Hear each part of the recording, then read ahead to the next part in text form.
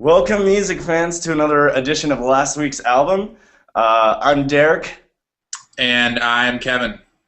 and before we kick things off, cheers, Kevin. Cheers, Derek, and everyone at home.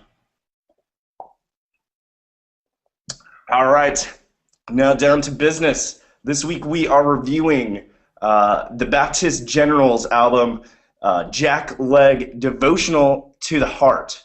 And the Baptist Generals are based out of Denton, Texas, and this is their second LP.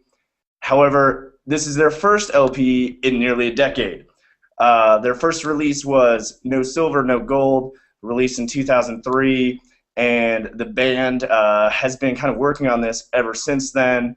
They've kind of started recording and thrown out and kind of started again. But this time it's come to fruition and is released on Sub Pop. And with that, let's go to Sounds Like. What do you have, Kevin? For my Sounds Like, Derek, I have Langhorne Slim records Neutral Milk Hotel tribute album. Wow. That is dangerously close to what I had. I think this album sounds like a world-weary Langhorne Slim with much less bluegrass influence. But I really do like your pickup up there on Neutral Milk Hotel. Good call. For key tracks, I've got Dog That Bit You, Turnunders and Overpasses, and Floating.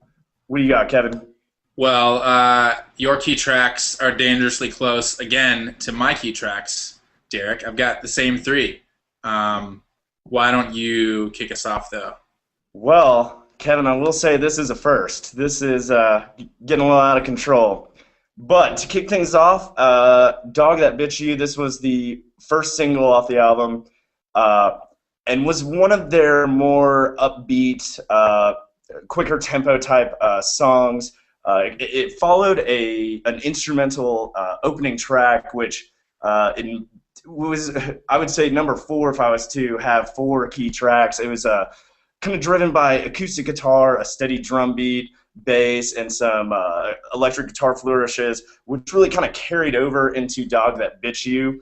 Overall, I just thought it was a very catchy tune. The lyrics and, the vocals really sounded much like Langhorne Slim, as we kind of alluded to. But overall, it was a very catchy tune. Grabbed my attention from the get-go. What'd you think, Kev? Yeah, I would agree. The opening instrumental track was also really strong, but to stick to Dog That Bit You, yeah, it had this really catchy bass line hook, and it sounds like there's some voice sort of accompanying it there with the same little melody, and that sort of drives throughout the song with some jangly guitars, electric chords, popping drums, and I thought it was a really nice segue from their previous album, which is often described as angry, drunken folk. You can hear a lot of sort of angst, but not quite as angry, which sets the tone nicely for this album, which is, as you mentioned, a little bit mellower, and this is one of the more livelier tracks on it. So all in all, I thought it was this nice transition from first LP to this one, giving some familiarity, but also changing it up a bit. So yeah. Good call. Yeah, no, I agree with you a lot, obviously, as our oddly enough... Stop agreeing with me, Derek. I can't help it. On to our next key track. Which we agree on. Yet again, Turnunders and Overpasses. This one, I think the Turnunders and Overpasses, that might be, for those of you that don't live in Texas, I don't know how confined to Texas this is, but it's kind of refers to a road that flows alongside a highway. Generally, it goes the same direction as the highway, and you can kind of turn around in an intersection. But one of the lyrics he has there is Turnunders and Overpasses. Directions change, but you stay the same. And I thought that was really cool because he takes something so common that people here in Texas see all the time and really attaches some greater meaning to it and really kind of, the next time I saw one of those roads after I heard that song, I mean, I looked at it completely different than I had beforehand. Musically, it's much more mellow.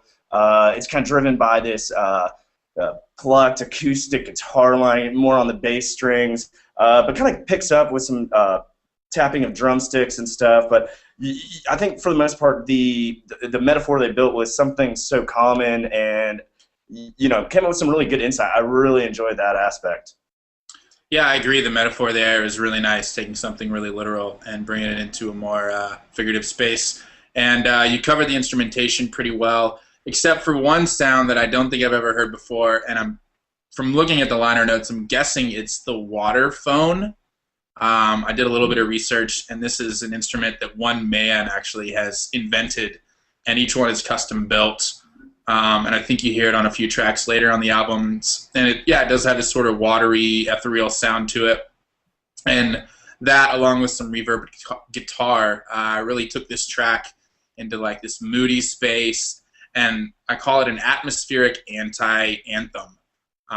It makes you think about, as you said, Derek, like where you're going in life. And it's almost got an anthemic feel, but it's very, very mellow and not your typical rip-roaring anthem. So I'm going with anti-anthem. But yeah, overall, another great track.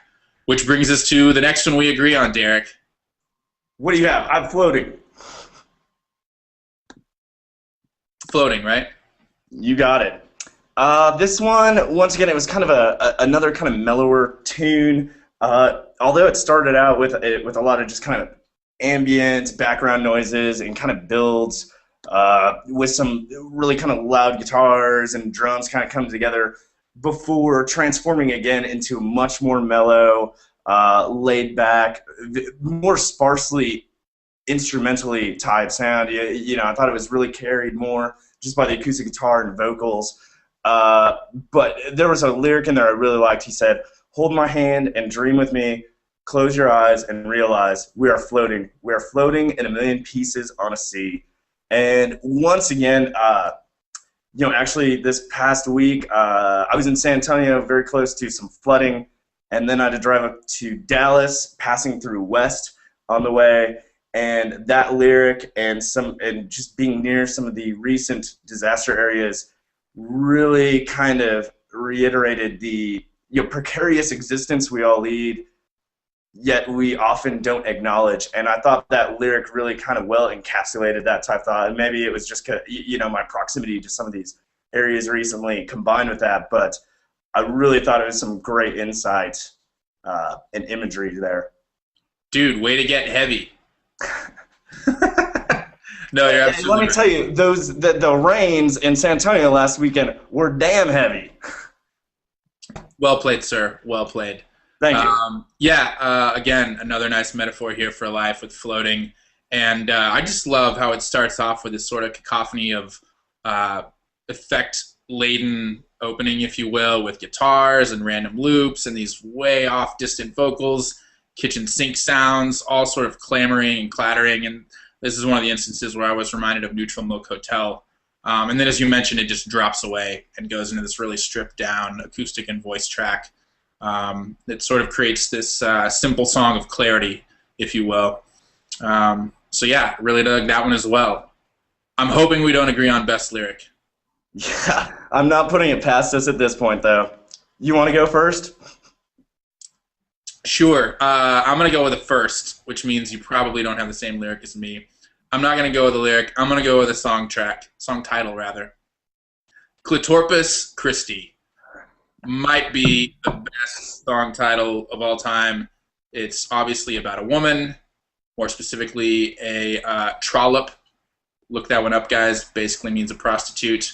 But yeah, Clitorpus, Christi. I think you can figure out the play on words there.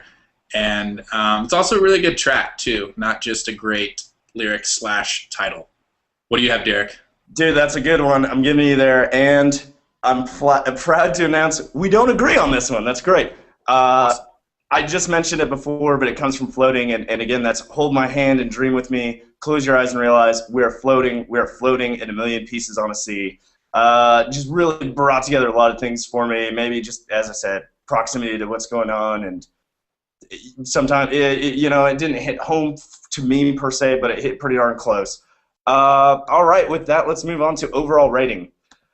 I wanted to give this 4, but I'm giving it a 3 just because there were a few too many tracks that were a little too slow for me. And I'm guessing by your reaction that you are going the same way. Yep. Once again, we agree. I'm gonna go with a 3 out of 5 as well.